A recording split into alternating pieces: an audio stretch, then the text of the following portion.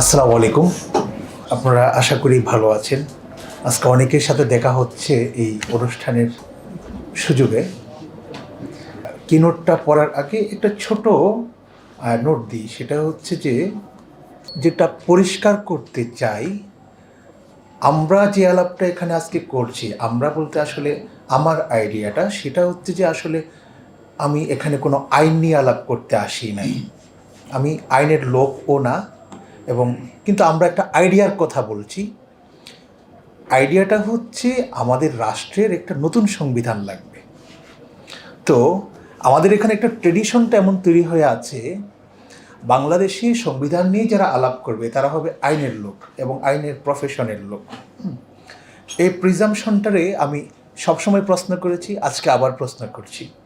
এবং আজকে এই অনুষ্ঠানে একজন আমাদের এক বন্ধু আসার কথা, উনি এখানে এসে পৌঁছান নাই। উনি হচ্ছে একটা বিশ্ববিদ্যালয়ে ইংরেজি পড়ান।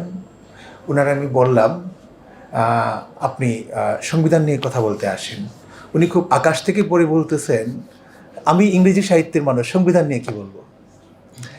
তো আমি ওনারে বললাম হচ্ছে যে সংবিধান কি মানে এটা আসলে আইনের মানুষের জন্য বানানো কিনা, যারা আইনের মানুষ নয় তাদের জন্য বানানো, নাকি শুধুমাত্র আইনের প্রফেশন যারা আছে, ব্যারিস্টার কামাল শুধু সংবিধান পালন করবেন, তারপর হচ্ছে ব্যারিস্টার বেলায়েত পালন করবেন, তারপর আরও অনেক ব্যারিস্টার এখানে আছেন, বিখ্যাত ব্যারিস্টার আছেন এবং অনেক বিখ্যাত মানুষজন আছেন, শাহ আলম ভাই পালন করবেন, সিদ্দিকুর রহমান পালন করবেন। কথা হচ্ছে যে আইন, আমাদের সংবিধান ব্যাপারটার আইনের বিষয় যে বানানো হয়েছে, এটা তো একটা ব্রাহ্মণ্যবাদী চিন্তা ছিল। মানে হচ্ছে যে তারা নিজেদের প্রফেশনাল সাবজেক্ট বানিয়ে ফেলেছে। ব্রাহ্মণরা যেমন নিজেদের ধর্মগ্রন্থকে বেদ আকারে প্রতিষ্ঠা করেছে এবং এটাকে অচ্যুতরা এটা কথা বলতে পারবে না সেরকম একটা ভাব তৈরি করেছে, যার কারণে অচ্যুতরা কথা বললে এটা হচ্ছে যে ধর্মীয় আইনের লঙ্ঘন হইতো। আমাদের এখানে সাংবিধানিক আইনের লঙ্ঘন বলে এই ধরনের একটা ব্যাপার আছে।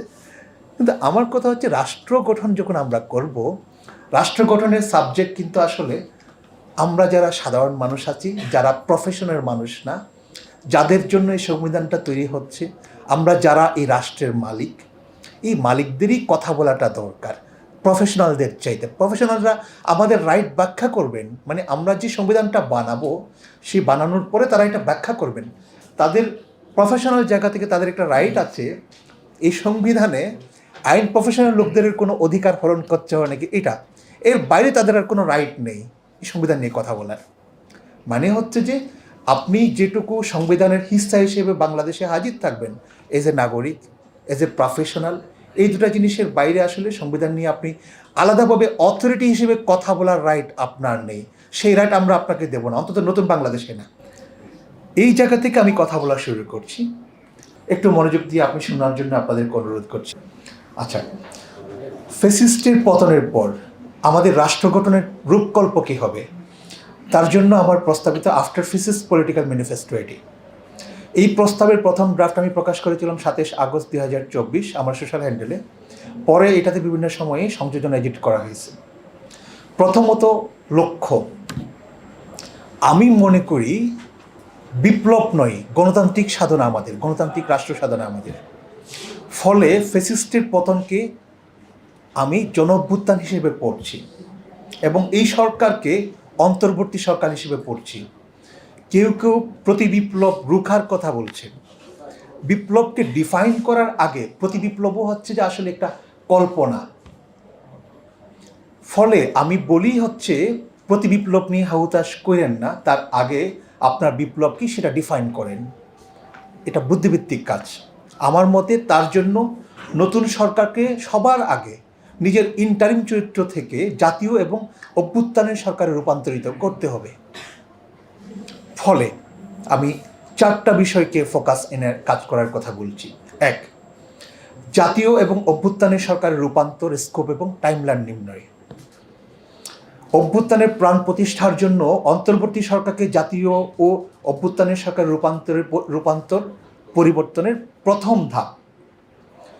অন্তর্বর্তী সরকারকে জাতীয় এবং অভ্যুত্থানের সরকার রূপান্তরিত করার লক্ষ্যে সরকারের স্কোপ এবং টাইমলাইন নির্ণয় করতে হবে। সবার আগে আমাদেরকে ঠিক করতে হবে আমরা কী সংস্কার চাই এবং কেন, কোন স্কোপের ভিতরে করতে চাই। আমার মতে এক্ষেত্রে সবচেয়ে গুরুত্বপূর্ণ হলো অভ্যুত্থানের বিপ্লবী দলিল তৈরি করা এবং সর্বদলীয় অভিভাবক কাউন্সিল গঠন এবং সবশেষে নতুন সংবিধান গঠন প্রণয়ন করা।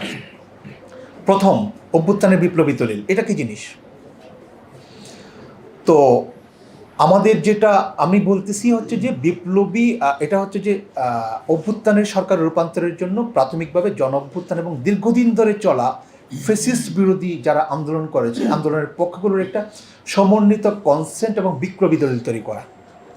একটা আন্দোলন হলো, আন্দোলনের পর একটা পরিবর্তন হলো, তো পরিবর্তনটা আমরা কী নিয়ে করলাম সেটা কিন্তু আমাদের কাছে কোনো পরিষ্কার না। সবার আগে এই জিনিসটা পরিষ্কার করতে হবে। এই পরিষ্কার করার মানে হলো আমাদের যে দলিলটা তৈরি হবে তার ভিতরে আসলে আমাদের একটা সামাজিক চুক্তি স্পষ্ট হবে। যে সামাজিক চুক্তিটা হবে আমাদের জন অভ্যুত্থানের সর্বদলীয় রূপরেখা, একক কোনো ছাত্রদের রূপরেখা না, বিএনপির রূপরেখা না, জামাতের রূপরেখা না, সর্বদলীয় রূপরেখা। এই চুক্তির ভিত্তিতেই আসলে আমরা একটা নতুন সংবিধান তৈরির দিকে অগ্রসর হব এবং নতুন সংবিধানে এই চুক্তিকে মূল ভ্যালু হিসেবে অ্যাড করা হবে। মানে এটার ভিত্তি করে আসলে আমাদের সংবিধানটা তৈরি হবে। স্বাধীনতার ঘোষণাপত্র যেভাবে আমাদের বিদ্যমান সংবিধানের অংশ, একইভাবে আমাদের আজকের যেটা বিপ্লবী আমরা দলিল কথা বলছি, এই দলিলটা হচ্ছে যে নতুন সংবিধানের অংশ থাকবে। তো একটা ফুটনোট দিচ্ছি, এই দলিলটা নিয়ে ভাবতে গিয়ে আমি খেয়াল করলাম, না মোহাম্মদ ইউনূস, যিনি অভ্যুত্থানের নেতৃত্বদানকারী ছাত্র এবং সব দলগুলোর জন্য এই সরকারের প্রথম পছন্দের নেতা, না এতদিন ধরে ফেসিবাদ বিরোধী আন্দোলনরত দলগুলো যেমন বিএনপি, এদের কারোই কোনো হোমওয়ার্ক মানে প্রস্তুতি দেখা যাচ্ছে অভ্যুত্থানের আগে এবং পরে। এটা ছাত্রদের বাইরে এই অভ্যুত্থানের অন্যান্য স্টেক হোল্ডারও পছন্দের নেতাদের সবচেয়ে বড় দুর্বলতার ঘটনা। তাদের কাছে এই জন অভ্যুত্থান হচ্ছে একটি হঠাৎ চলে আসা অতিথির মতো। ওরা শুধু ঝামেলার যতটুকু দিক আছে বোঝানোর চেষ্টা করছেন সবাইকে, আমাদেরকেও, এমনকি মোহাম্মদ ইউনূসও। ফলে ক্ষমতা গ্রহণের দীর্ঘদিন পরও ইউনূস যখন মিডিয়ায় বক্তব্য দেন, জাতির উদ্দেশ্যে বক্তব্য দেন, এটা খুবই অস্পষ্ট থেকে যায় আমাদের কাছে। এমনকি ফেসিবাদের বিরুদ্ধে যারা লড়াই করেছে বিএনপি, জামাত বা অন্যান্য দলগুলা, তারা এখনও পর্যন্ত, যেহেতু হোমওয়ার্ক ছিল না, এখনও পর্যন্ত তাদের নিজেদের কোনো একটা সমন্বিত প্রস্তাবনা দিতে পারেনি, বরং পরস্পর তারা আসলে আজগুবি সব জিনিস নিয়ে লড়াই করছে। মসজিদ কীভাবে দখল হবে, একটা প্রতিষ্ঠান কীভাবে দখল হবে, এইসব জিনিস নিয়ে লড়াই করছে, পরস্পরের বিরুদ্ধে কথা বলছে। এই মুহূর্তে আসলে দরকার ছিল বাংলাদেশে যারা ফ্যাসিস্টের বিরুদ্ধে দীর্ঘদিন ধরে আন্দোলন করছে তাদের ভিতরে একটা কনসেনসাস তৈরি করা। আমরা এখনো রাষ্ট্রটাই ঠিক করতে পারি নাই, কিসের নির্বাচন? আমরা তো একটা নির্বাচন, সেফ একটা নির্বাচনের জন্য আসলে এতগুলো ছাত্র জীবন দেয় নাই।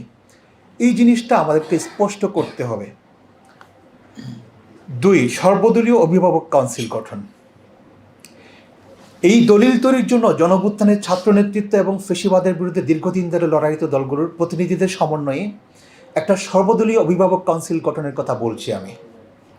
পৃথিবীর ইতিহাসে বিপ্লবের পর এই অভিভাবক কাউন্সিলের নজির আছে।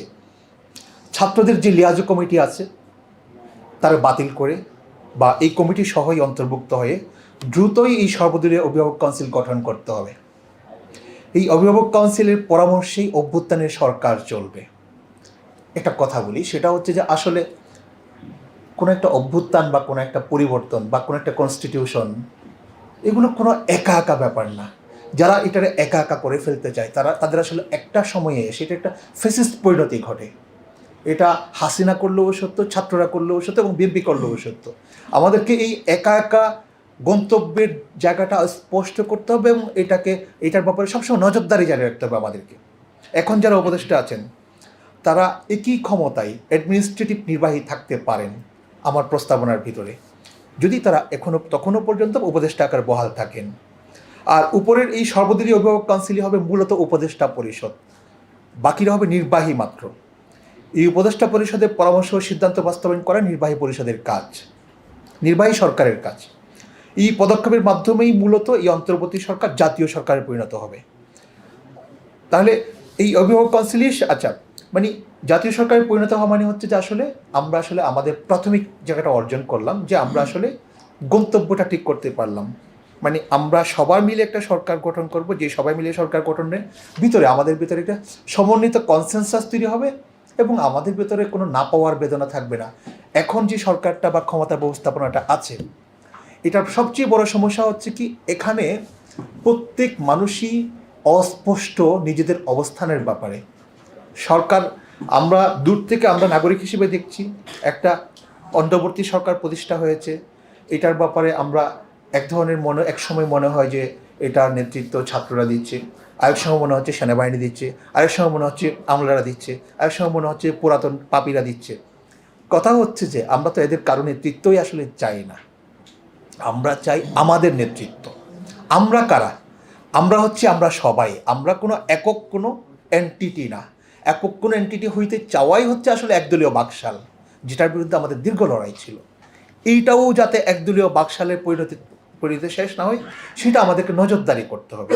এবং সেই নজরদারির প্রাথমিক কাজটা হচ্ছে যে সরকার এবং সিদ্ধান্ত গ্রহণ এবং সংবিধান সবগুলোর প্রসেসেই প্রত্যেকটা নাগরিক অন্তর্ভুক্ত করা, অন্তত প্রতিনিধিত্ব তৈরি করার মাধ্যমে।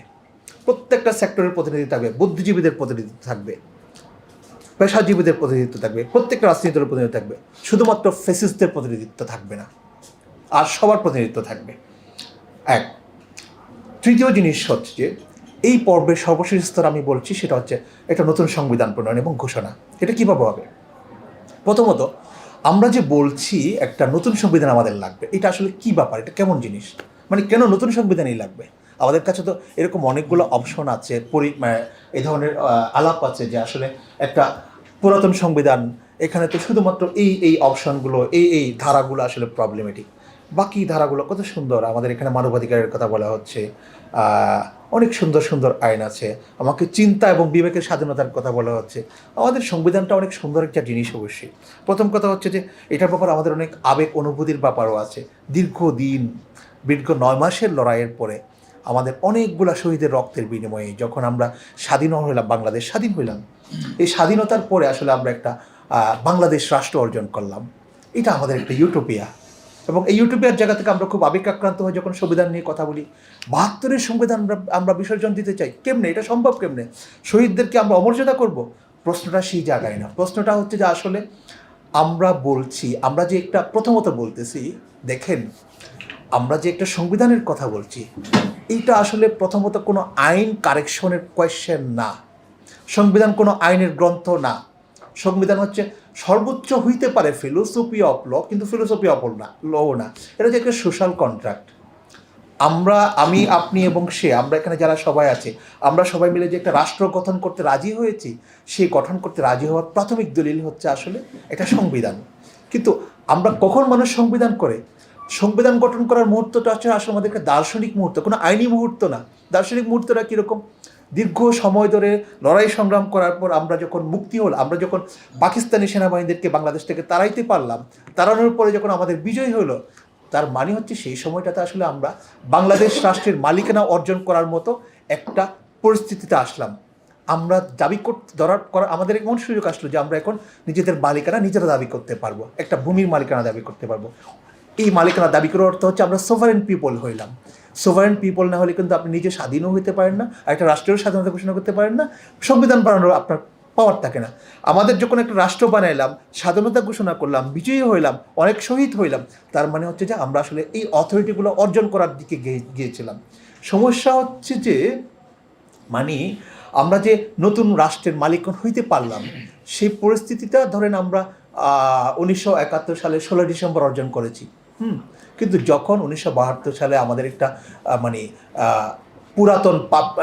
পুরাতন পাকিস্তানের কনস্টিটিউশন অ্যাসেম্বলির লোকদেরকে দিয়ে একটা কনস্টিটিউশন অ্যাডপ্ট করা হইল, যেই কনস্টিটিউশন একটা গণবিরোধী হিসেবে আমরা চিহ্নিত করি নানান অর্থে, গঠনগত সাথে শুরু করে চরিত্রগত অর্থে, তখন আসলে আমরা সেই মালিকানাটা হারাইলাম। আমি একটু ডিটেল বলার চেষ্টা করছি, একটু মনোযোগ দিয়ে শোনার চেষ্টা করুন। সংবিধান হচ্ছে একটা রাষ্ট্রের দার্শনিক মুহূর্তের ঘটনা। ফলে আমাদের যে একটা নতুন সংবিধান লাগবে, এটা কোনো আইনি আলাপ না, রাষ্ট্র দার্শনিক আলাপ। সংবিধান হলো রাষ্ট্রের উপরে জনগণের মালিকানা, রাষ্ট্র দার্শনিক দলিল, একই সাথে চুক্তিও। ফলে রাষ্ট্রীয় জনগণের মালিকানা প্রতিষ্ঠা হলেই নতুন সংবিধান তৈরির দরকার পড়ে। কিন্তু 71-এ তৎকালীন পাকিস্তানের কনস্টিটিউশন অ্যাসেম্বলি নির্বাচিত সংসদ সদস্য দিয়া নতুন বাংলাদেশের জন্য সংবিধান আরোপ করা হয়েছিল। স্বাধীন বাংলাদেশে কোনো সংবিধান সভা আহ্বান, এমনকি ড্রাফট পরবর্তী রেফারেন্ডাম ছাড়াই। ফলে সেই সংবিধানে জন ইচ্ছার প্রতিফলন যাচাই করা হয় নাই এবং রাষ্ট্রের উপর জনগণের মালিকানাও প্রতিষ্ঠা হয় নাই। বরং 71-এ স্বাধীনতার ঘোষণাপত্র ও স্বাধীন বাংলাদেশের যে স্পিরিট, তা লঙ্ঘিত হয়েছে বলে আমরা মনে করি। ফলে দেশ গঠনের পরপর একটা বিভাজনের রাষ্ট্রে ঢুকে পড়েছিলাম আমরা, এবং তার অল্প দিনের মধ্যেই একদলীয় ফ্যাসিস্ট শাসনেও ঢুকতে হয়েছিল আমাদেরকে, এই সংবিধান প্রণেতাদের হাতেই। মানে যেই ভদ্রলোক শেখ মুজিবুর রহমান, যার হাতে এই সংবিধান তৈরি হয়েছিল, ওনার হাতেই কিন্তু আমরা একদলীয় বাকশালের মুখোমুখি হয়েছি। এমন না যে ধরেন অন্য কেউ এসে তার সংবিধান লঙ্ঘন করেছে। বুঝতে পেরেছেন? মানে হচ্ছে যে এই সংবিধান এতই শক্তিশালী, তারা একটা হাতে তুড়ি মেরে উড়িয়ে দিয়ে এই সংবিধান যে বানিয়েছে সেটাকে পা দিয়ে লাথি মেরে ফেলে দিয়ে নতুন একটা নিজের ইচ্ছে মতো একটা সরকার গঠন করতে পেরেছে। এই সংবিধান কিন্তু তাকে থামাইতে পারেনি, শেখ মুজিবকে থামাইতে পারেনি। এবং ইতিহাসে বারবার নানান চেহারায় আমাদেরকে এই ফ্যাসিস্ট শাসনে ফিরে আসতে হয়েছে। শুধু তাই নয়, এই 50 বছর বয়সী সংবিধান, জুলাইয়ের সবচেয়ে বড় ব্যাপার, জুলাইয়ের জেনোসাইডের দিনে ছাত্র ও নাগরিকদের জীবনের রক্ষক কবচ হিসেবে দাঁড়াইতে পারে নাই। ফলে জুলাই জন অভ্যুত্থান ফ্যাসিস্টের বিরুদ্ধে রক্তক্ষয়ী লড়াই, হাজারো ছাত্রের জীবন বিসর্জন ও ফ্যাসিস্টের পতনের মাধ্যমে রাষ্ট্রের উপর নাগরিকদের যে মালিকানা ব্যাহত হয়েছিল শুরুতে 1972-এর কথা বলছি, তা নতুন করে প্রত্যাবর্তন করেছে। এই প্রত্যাবর্তনের ফলে রাষ্ট্রের নয়া মালিকানা রিক্লেম করার মুহূর্তে এসেছে আবার। এইটা একটা রাষ্ট্রের জন্য সেই দার্শনিক মুহূর্ত। এই দার্শনিক মুহূর্তের নয়া মালিকানা রিক্লেম করার জন্যই নতুন সংবিধান, মানে সেই মালিকানার দলিল প্রণয়ন হচ্ছে যে সবার আগে জরুরি।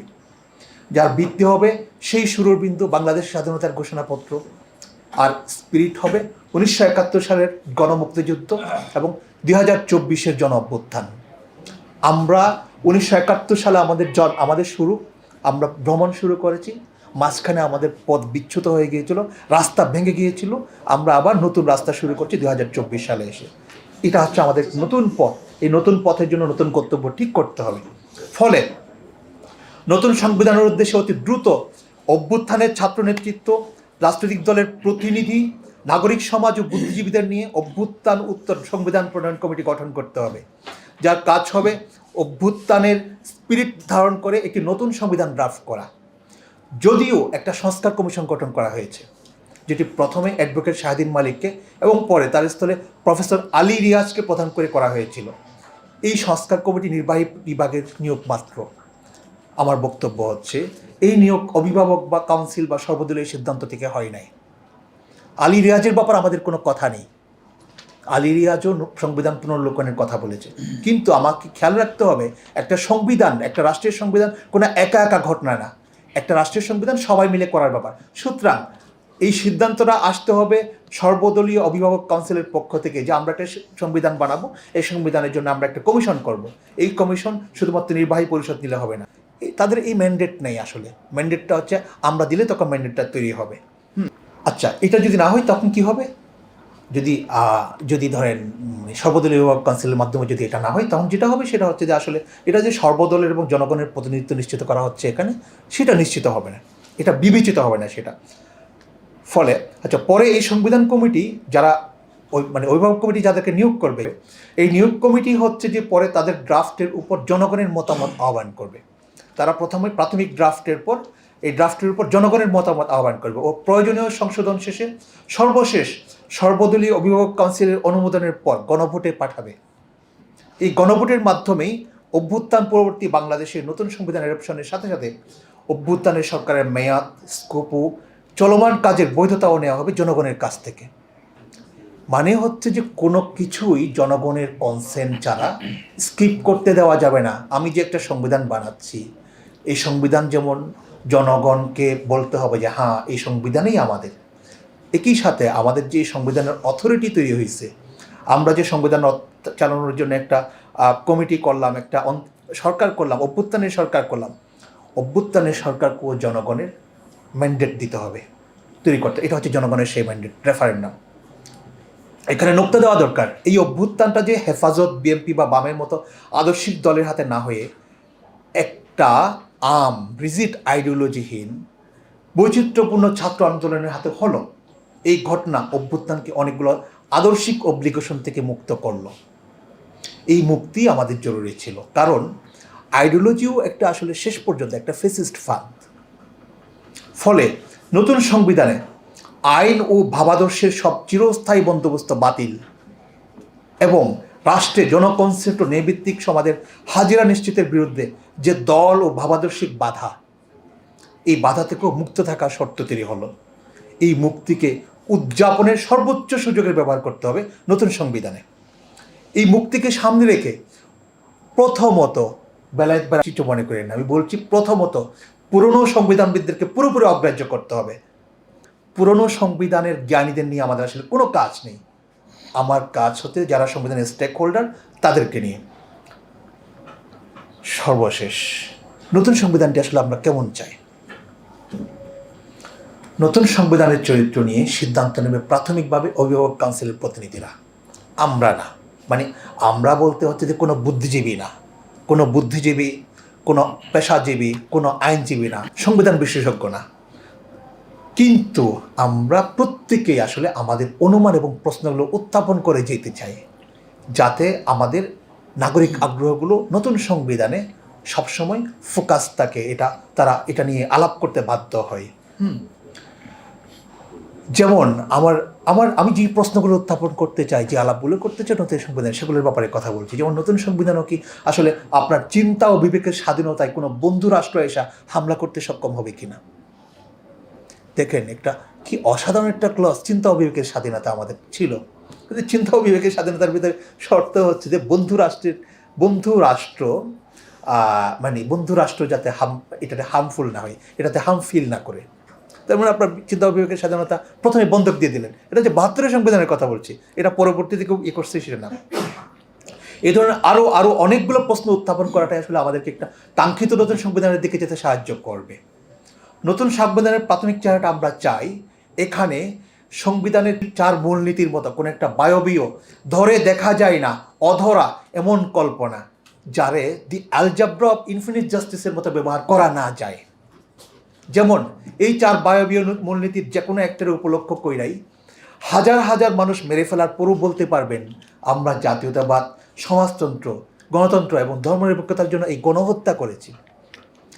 আপনি এই আলাপটা একদা প্রফেসর মুনতাসির মামুন, সম্ভবত, আমি যদি ভুল না করে থাকি, ভুল হলে মাফ করবেন, এরকম একটা আলাপ করেছিলেন, আমাদেরকে আমাদের মূল্যবোধ রক্ষা করার জন্য প্রয়োজনে হাজার হাজার মানুষকে মেরে ফেলতে হবে।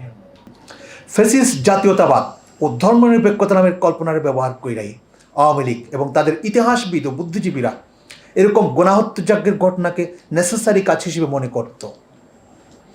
আবুল মনসুর আহমদ ভ্যালুস হিসেবে ধর্মনিরপেক্ষতা রাখার ব্যাপারে আপত্তি জানিয়ে বলেছিলেন, আমরা ধর্মনিরপেক্ষতার জন্য মুক্তিযুদ্ধ করি নাই, আমাদের দরকার হলো গণতন্ত্র, তাহলে নাগরিকের অন্যান্য জরুরি ভ্যালুসগুলো আপনি রক্ষিত হবে। এটা হচ্ছে আবুল মনসুর আহমেদের কথা।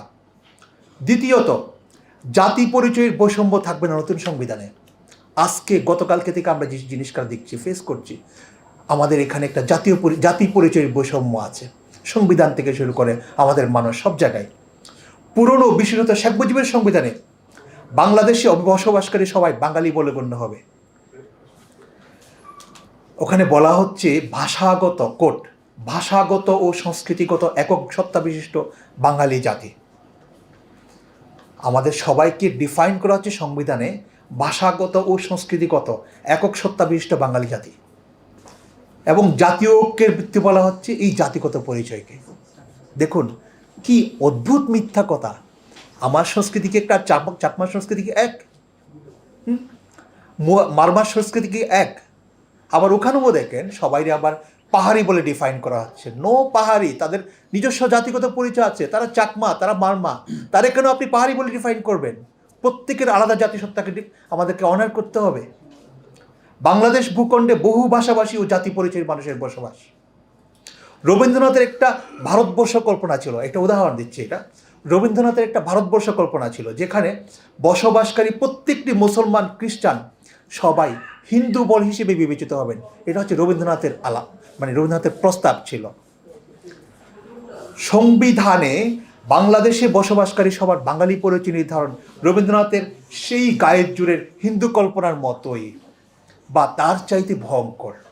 নতুন সংবিধানে আবার পরিচয়কে কেড়ে নেওয়ার জন্য নতুন জাতীয়তা ডিফাইন করতে আসবে না কোনো রাষ্ট্র। এটা এনশিওর করতে হবে আমাদেরকে, সব জাতিগুলোর পরিচয় হবে উপজাতি, আদিবাসী বা নৃগোষ্ঠী হিসেবে নয়, নিজ নিজ পরিচয়ে। চাকমা চাকমা হিসেবে থাকবে, মারমা মারমা হিসেবে থাকবে ইত্যাদি। আর বাঙালি বাঙালি, সবাইরে বাঙালি হওয়ার কোনো অব্লিগেশন দেবে না রাষ্ট্র, তার রাষ্ট্রীয় পরিচয় হবে বাংলাদেশি।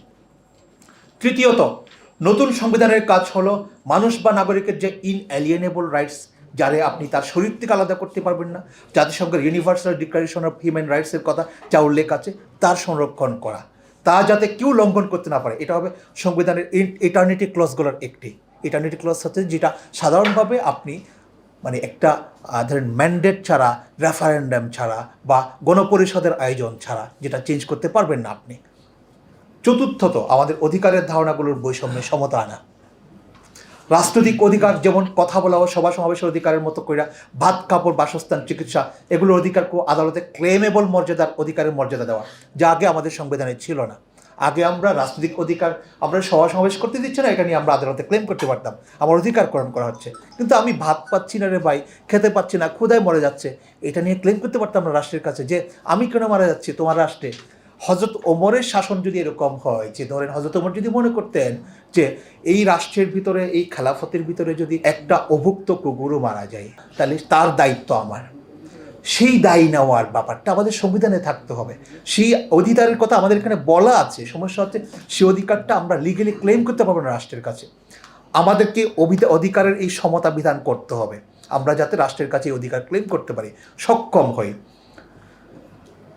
এইটারে লিগালি এনফোর্সেবল অধিকারের মর্যাদা দেওয়ার জন্য যদিও দীর্ঘ পরিকল্পনা সাধনা দরকার, কিন্তু শুরুটা করতে হবে নতুন সংবিধান থেকে।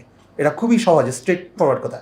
পঞ্চমত, হেইট আর উইচ হান্টিংকে মানবতার বিরুদ্ধে অপরাধ হিসেবে স্বীকৃতি দিতে হবে। আমাদের এখানে এটার দেশপ্রেম বানানো হয়েছে গত 55 বছর ধরে, এবং সমাজের বিভিন্ন সেক্টরের বিরুদ্ধে রাজনৈতিক বিভেদ জারি রাখতে হেইট চড়ানোকে রাজনীতি ও দেশপ্রেম বলা হইতো, এবং তাদের বিরুদ্ধে উইচ হান্টিং করা হইতো। যেমন শিবির সন্দেহ, এই ধরনের সন্দেহে যে উইচ হান্টিং হতো, সাধারণ আইনের বাইরে তার কোনো স্পেসিফিক আইনি প্রতিকার ছিল না আমাদের। এই ধরনের গণঘৃণা তৈরির বিরুদ্ধে সুনির্দিষ্ট আইন হওয়া দরকার। নতুন সংবিধান আসলে তার প্রতি প্রতিশ্রুতিশীল হইতে হবে, কারণ এটা হচ্ছে আমাদের সভ্য হওয়ার প্রথম শর্ত যে আমরা উইচ হান্টিং করবো না, আমরা কারোর বিরুদ্ধে ঘৃণা প্রচার করবো না। ষষ্ঠত, অ্যাবসলিউট একনায়কের যে শাসন শেখ মুজিব প্রচলন করেছেন 72-এর সংবিধানে, প্রধানমন্ত্রীর অ্যাবসলিউট ক্ষমতা, পরে 4th সংশোধনী আসে যা হলো প্রেসিডেন্টের অ্যাবসলিউট ক্ষমতা, আর 70 অনুচ্ছেদ যেখানে সংসদের অপিনিয়নের গলা টিপে রাখা হয়েছে নতুন সংবিধানে, যাতে তার ছায়াও আমরা না রাখি। এমন বিধান ও আইডিয়াকে সামনে রেখে এই সংবিধান করতে হবে যাতে কোনোভাবেই নতুন কোনো স্বৈরাচার তৈরি হতে না পারে এই সংবিধানের অধীনে। অবৈধ ক্ষমতা দখলের বিরুদ্ধে ব্যবস্থার চাইতে এই একনায়ক হয়ে ওঠার সুবিধা যাতে না থাকে তার জন্য খেয়াল রাখতে হবে সবার আগে। তাহলে আসলে অবৈধ ক্ষমতা দখলের সুযোগ সম্ভাবনা কোনোটাই থাকে না। শেখ হাসিনা তো আসলে সংবিধানকে রিজেক্ট করছিল, কারণ হচ্ছে সে আসলে তার ক্ষমতাটাকেই নিষ্কণ্টক করতে চাইছে, অবৈধ ক্ষমতা দখলকে না। সংবিধান বিষয়ে আমার প্রথম পার্টটা এখানে শেষ হলো, কিন্তু আমার আসলে আরও একটা পার্ট আছে, সেটা হচ্ছে যে বর্তমান যারা যে অভ্যুত্থানের সরকারের কথা বলছে তার আরও স্কোপগুলো কী কী হইতে পারে সেটা নিয়ে কথা। 4, পরিকল্পনা ও টাইমলাইন। প্রথমে সর্বোচ্চ 2 মাসের পরিকল্পনা প্রণয়ন ঘোষণা করতে হবে। এই 2 মাসের পরিকল্পনা বাস্তবায়নের মূল্যায়ন শেষে নতুন টাইমলাইন ঘোষণা হবে, আরও সর্বোচ্চ 2 মাস। এভাবেই সর্বদলীয় অভিভাবক কাউন্সিলের অধীনেই প্রতি 2 মাস পর পর নিজের মেয়াদ ও স্কোপ রিডিফাইন করবে, দরকার হলে বাড়াবে বা নতুন কর্তব্য ঠিক করবে এই সরকার। এই অভিভাবক কাউন্সিল নতুন সংবিধান প্রণয়নের জন্য কমিটি ঘোষণা থেকে শুরু করে তার প্রাথমিক অনুমোদন দেবে এবং সরকারের প্রায়োরিটি লিস্টগুলো ঠিক করবে। সর্বশেষ নতুন সংবিধানের অধীনে একটি জনপ্রতিনিধিত্বশীল নির্বাহী সরকার প্রতিষ্ঠার নির্বাচন দেওয়ার মাধ্যমে এই অভিভাবক কাউন্সিলের কাজ শেষ হবে। এখানে বলেনি দল হিসেবে বিএনপি বা ফ্যাসিস্টের বিরুদ্ধে যারা দীর্ঘ লড়াই ছিল, এই ক্লাসিক্যাল দলগুলোকে মনে রাখতে হবে আগের যে বিএনপি বা কায়েমি দলবাজ ভ্যালু ব্যবস্থা, সরকার ও ক্ষমতা কাঠামো, প্রতিরোধ ধারণা তারে নেই করে দিয়ে এই জনঅভ্যুত্থান হয়েছে। ফলে তাতে না ফেরার জন্য যা যা করা দরকার তাই করার লড়াইয়ে সামিল হতে হবে সবাইকে, এবং এই কাজে যারা উদ্দেশ্যমূলকভাবে অবহেলা করবে তারা ইতিহাস থেকে দূরে সরে যাবে। কারণ এই মুহূর্তে এই জনঅভ্যুত্থানের স্পিরিটকে ধারণ করতে সক্ষম না হলে আপনার রাজনীতি লেজিটিমেসি হারাবে, বিএনপিও ন্যায় হয়ে যাবে, আওয়ামী লীগ যেমন ন্যায় হয়ে যাচ্ছে। মূলত হচ্ছে যে আপনাকে এই স্পিরিটটা ধারণ করেই আসলে অগ্রসর হইতে হবে, যেই দলই বাংলাদেশে ভবিষ্যতে রাজনীতি করতে চায়। 2, ট্রুথ অ্যান্ড রিকনসিলিয়েশন কমিশনের কথা বলছি আমি। আমরা মনে রেখেছি মুক্তিযুদ্ধের পরে ক্ষমতায় আসা ও মুক্তিযুদ্ধে নেতৃত্ব দানকারী বলে দাবিদার আওয়ামী লীগ মুক্তিযুদ্ধ পরবর্তী সময়ে আমাদের জাতীয় রিকনসিলিয়েশন প্রসেসে নেতৃত্ব দিতে পারে নাই। জামাত ও মুক্তিযুদ্ধের বিরোধিতাকারীদের প্রশ্নে একটা বিভাজনের রাজনীতি জিয়ে রেখেছিল, যে বিভাজনের বিরুদ্ধে আমাদের দীর্ঘ লড়াই ছিল। এই প্রশ্নের রাজনীতি ও বিভাজনের টুল হিসেবে টিকিয়ে রেখেছিল শেষ পর্যন্ত। এখন আমাদের সামনে ঠিক একই চেহারায় জামাত প্রশ্নের মতোই আওয়ামী লীগ প্রশ্ন হাজির হয়েছে 24-এর অভ্যুত্থানের গণহত্যার দায় ও পরাজয়ের পর। এই ঘটনার পর আমাদের আওয়ামী লীগ প্রশ্নটা ঠিক আগের যে কোনো সময়ের আওয়ামী লীগ প্রশ্নের মতো না, যেন রাজনৈতিকভাবে মোকাবেলা করা সম্ভব। বরং এর একটা অন্য সমাধান দরকার, যে সমাধানটি জামাত বা বাকি স্বাধীনতা বিরোধী দলগুলোর ব্যাপারে আওয়ামী লীগ কইরা যেতে ইচ্ছুক হয় নাই সচেতনভাবে। আমাদের সিদ্ধান্ত নিতে হবে কি আমরা এই ইস্যুরে টুল হিসেবে জিয়ে রাখবো আওয়ামী লীগের মতোই, এবং আরও অর্ধশত বা তারও বেশি বছর ধরে এর কোনো সমাধান না করে তাদের ব্যাপারে কেবল ফেসিস্ট ও বাকশালের ছানাপোনার গল্প বইলা বিভাজন টিকিয়ে রাখবো। আওয়ামী লীগের ব্যাপারে কি আমরা জামাত শিবিরকে নিয়ে যারা যেরকম একটা কল্পনা হাজির করতো সারা জীবন, সে কীরকম কল্পনা দিয়ে একটা বিভাজন হাজির রাখার চেষ্টা করবো মানুষের ভিতরে? মানে সুস্পষ্টভাবে আমাদেরকে বাংলাদেশে আওয়ামী লীগের রাজনীতির একটা ন্যায্য ভবিষ্যৎ নির্ধারণ করতে হবে এই সর্বদলীয় অভিভাবক কাউন্সিলের পক্ষ থেকে। এটা আইন ও সংবিধান সম্পর্কিত আলাপের চাইতেও আমার কাছে নীতিশাস্ত্র সম্পর্কিত আলাপও।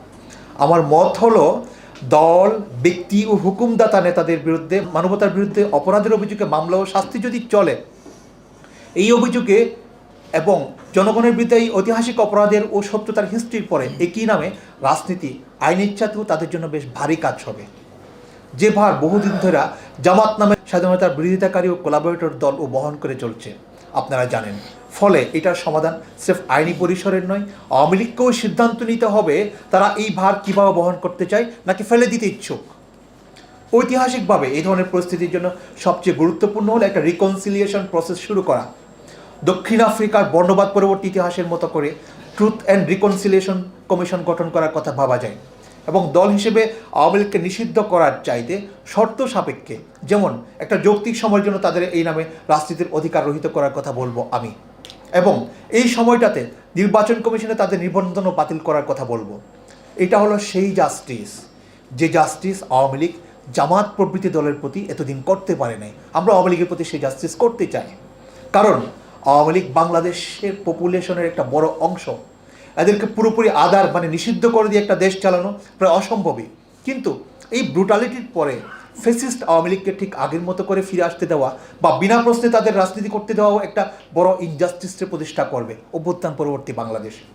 ফলে প্রস্তাবিত কমিশনের কাজ হবে যারা গুম খুনের মতো বড় অপরাধের সঙ্গে জড়িত নন, এই ভিত্তিতে কনফেশনের মাধ্যমে স্বেচ্ছায় এর আওতায় আসতে ইচ্ছুক তাদের কনফেশন এবং তার ভিত্তিতে অভিযুক্ত এবং ভিকটিম উভয়ের গণশুনানির ব্যবস্থা করা, এবং তাদের মধ্যে ক্ষতিপূরণ আর অপরাধে জড়িত না হওয়া ইত্যাদি প্রতিশ্রুতির ভিত্তিতে রিকনসিলিয়েশনের আওতায় নিয়ে আসা।